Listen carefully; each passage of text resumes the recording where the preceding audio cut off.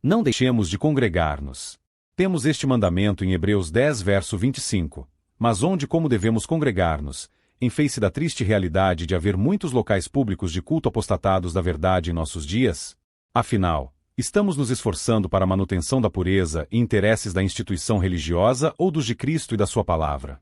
Na busca de uma resposta, reportemo-nos então à pureza e à ordem da igreja primitiva, refletindo sempre com moderação para não sermos levianos ou pecarmos contra a unidade do corpo de Cristo, ao discorrermos sobre este complexo assunto do governo e disciplina da igreja, a par de sabermos que as congregações na igreja primitiva, por cerca de 300 anos seguidos, funcionavam nos lares dos crentes, como no caso de Priscila e Áquila, Filemão, etc. Nós lemos no 5º capítulo da primeira epístola de Paulo ao Coríntios. Geralmente se ouve que há entre vós fornicação, e fornicação tal, que nem ainda entre os gentios se nomeia, como é haver quem abuse da mulher de seu pai. Estais ensoberbecidos, e nem ao menos vos entristecestes por não ter sido dentre vós tirado quem cometeu tal ação. Eu, na verdade, ainda que ausente no corpo, mas presente no espírito, já determinei, como se estivesse presente, que o que tal ato praticou. Em nome de nosso Senhor Jesus Cristo, juntos vós e o meu espírito, pelo poder de nosso Senhor Jesus Cristo, seja entregue a Satanás para a destruição da carne, para que o espírito seja salvo no dia do Senhor Jesus. Não é boa a vossa jactância. Não sabeis que um pouco de fermento faz levedar toda a massa? Alimpai-vos, pois, do fermento velho, para que sejais uma nova massa, assim como estáis sem fermento. Porque Cristo, nossa Páscoa, foi sacrificado por nós. Por isso façamos a festa, não com fermento velho, nem com fermento da maldade e da malícia, mas com os ázimos da sinceridade e da verdade. Já por carta vos tenho escrito, que não vos associeis com os que se prostituem. Isto não quer dizer absolutamente com os devassos deste mundo, ou com os avarentos, ou com os roubadores, ou com os idólatras, porque então vos seria necessário sair do mundo. Mas agora vos escrevi que não vos associeis com aquele que, dizendo-se irmão, for devasso, ou avarento, ou idólatra, ou maldizente, ou beberrão, ou roubador. Com o tal nem ainda comais. Porque, que tenho eu em julgar também os que estão de fora? Não julgais vós os que estão dentro, mas Deus julga os que estão de fora. Tirai, pois, dentre vós a esse iníquo. 1 Coríntios 5 versos 1 a 13. Os cristãos coríntios estavam se gloriando na carne, julgando-se muito sábios em Cristo, iludidos de que o fato de o Espírito Santo ainda continuar operando entre eles com os dons espirituais extraordinários, significava que estavam vivendo de modo agradável a Deus. No entanto, apesar de toda aquela jactância carnal, estavam tolerando no seio da igreja a prática da fornicação de alguns membros, a ponto de um deles estar abusando da mulher do seu próprio pai, e o fato era de conhecimento de grande parte da igreja, e era tolerado pela mesma. Certamente o fato da tolerância comprovava que a grande maioria da igreja não estava andando conforme essa doutrina, porque é muito comum tolerarmos os erros de outros quando nós mesmos também andamos de maneira errada.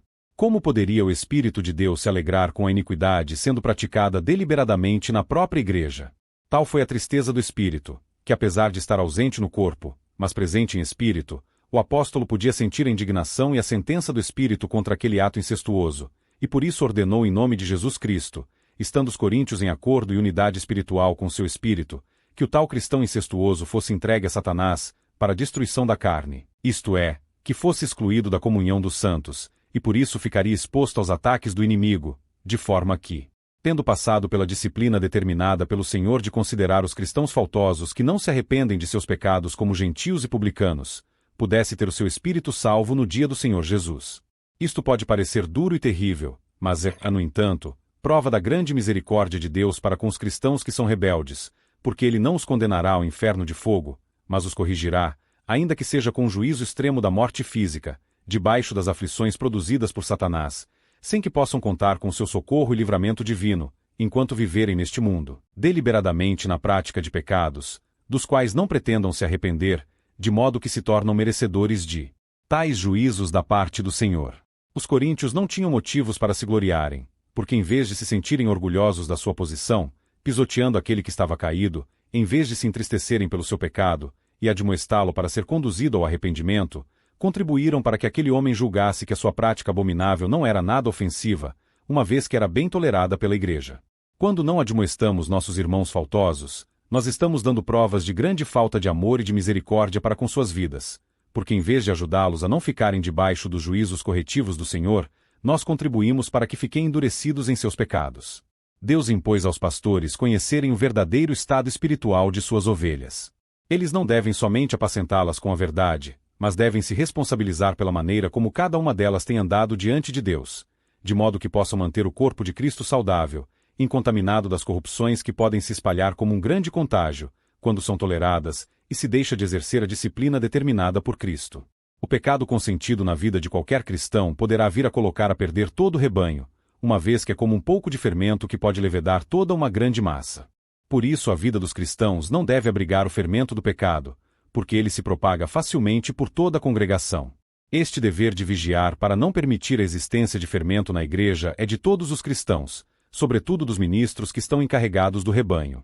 Eles foram chamados por Deus para fazerem também este trabalho desagradável de confrontarem os cristãos que andam de modo desordenado.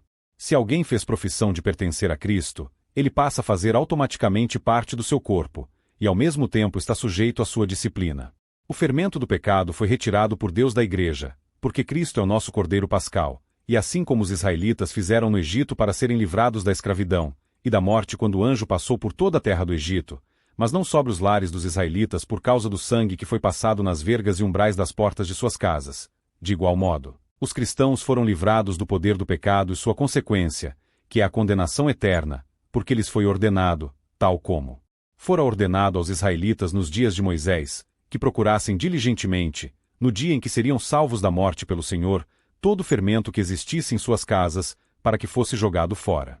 Cristo se tornou da parte de Deus o nosso Salvador, por causa do sangue que derramou na cruz, sob cuja cobertura estamos seguros em nossas casas espirituais, mas nos é ordenado que sejamos diligentes em manter o fermento do pecado bem longe de nossas vidas, porque é assim que o sangue que Jesus derramou por nós se mostra eficaz no nosso viver, capacitando-nos a viver de modo santo e agradável a Deus. Então, os cristãos, apesar de terem sido livrados do fermento do pecado, por causa do sacrifício de Jesus, por cujo sangue foram purificados, de modo que pode-se dizer que estão agora sem fermento, no entanto devem ter o cuidado diligente de se limparem do velho fermento, para que sejam a massa sem fermento que Deus espera que sejam. A celebração do culto ao Senhor deve, portanto, ser realizada sem o velho fermento do pecado, da maldade e da malícia, mas com os ázimos, pães sem fermento, da sinceridade e da verdade. Não é um favor que os pastores pedem aos cristãos quando lhes exortam a viverem santificados na verdade, mas é um dever que é imposto pelo próprio Deus a todos os seus filhos. Por isso, não se deve admitir que haja na Assembleia dos Santos, na comunhão da Igreja, quem se dizendo cristão, seja devasso, avarento, idólatra, maldizente, beberrão ou ladrão, e nem sequer devemos receber tais cristãos em nossos lares para privarem da nossa intimidade, comendo conosco, conforme se ordena na Bíblia, para que se envergonhem, e venham a achar lugar de arrependimento diante do Senhor. Caso se arrependam, devem ser restaurados à comunhão, pela reconciliação. Paulo havia escrito uma carta anterior a esta que havia destinado aos coríntios, na qual lhes ordenou que não deveriam se associar com os cristãos que se prostituíssem, porque cristãos são filhos de Deus que estão sujeitos à disciplina da igreja. No entanto, esta regra não se aplica às pessoas não cristãs, porque não conhecem ao Senhor, e constituem o campo de missão da igreja, pela pregação do Evangelho, para que se convertam de seus pecados a Cristo. Os que estão fora da igreja por não pertencerem a Cristo serão julgados por Deus, mas aos cristãos cabe julgarem os que são de dentro, por pertencerem ao povo do Senhor, e desta maneira deveriam retirar da comunhão aquele cristão iníquo que havia se entregado deliberadamente à prática do incesto, e da qual não queria se arrepender. Paulo se referiu a velho fermento, especialmente em relação aos coríntios, porque a prática da prostituição era muito comum entre eles, antes da sua conversão a Cristo, de modo que as prostitutas eram chamadas nas nações do mundo antigo pelo apelido de mulheres de Corinto. Mas uma vez que alguém se converte a Cristo, toda forma de prostituição, seja carnal ou espiritual, deve ser lançada fora definitivamente de sua vida. A vida inteira de um cristão deve ser um banquete de pão sem fermento. Sua conversação e todo o seu comportamento devem ser santos. Ele deve se despojar de tudo o que pertencia ao velho homem, de maneira a poder andar irrepreensivelmente, quer na presença de Deus, quer na dos homens. Este texto foi escrito há muitos anos atrás, quando as igrejas institucionais em sua quase totalidade primavam por garantir o cumprimento de todas as ordenanças divinas para o culto público e a vida privada dos crentes. Mas, hoje em dia, em que vêm sinais de apostasia por toda parte, cria igual-se um novo quadro e desafio para os cristãos sinceros quanto ao modo como devem congregar, para que não sejam tomados de roldão pelos costumes da época que dificultam grandemente um viver na unidade do Espírito em grande parte das congregações cristãs.